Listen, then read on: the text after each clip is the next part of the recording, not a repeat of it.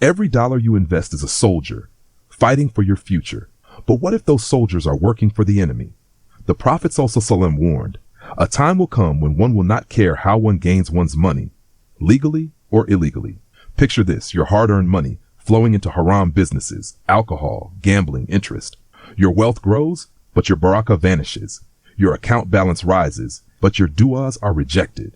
Are your investments pleasing Allah or funding sin? 1. The forbidden trap. Why conventional investing fails.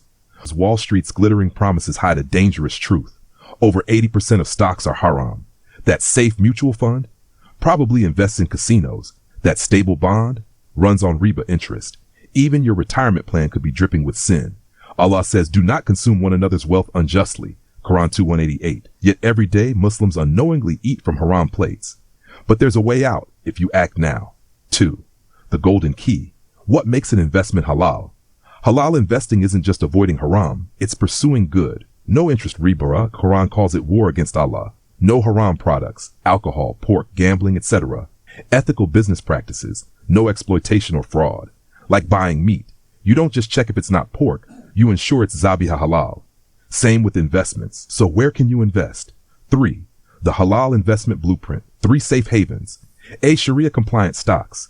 Companies like halal food producers, healthcare tech screened by Islamic scholars. B. Islamic ETFs and mutual funds. Pre-vetted portfolios that auto-exclude haram. But not all Islamic funds are equal. Some sneak in hidden riba.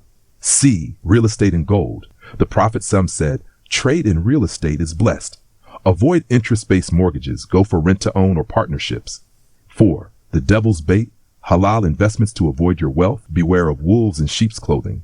Islamic crypto scams. Many are Ponzi schemes. Fake halal certifications. Always verify scholars behind them. Riba disguised as profit. Some Islamic banks play word games. The halal is clear and the haram is clear, Bukhari. If it feels shady, it probably is. On Judgment Day, your money will testify against you or for you. Will you be the Muslim who ignored the rules or the one who built halal wealth with Allah's blessing? Comment halal below. The clock is ticking.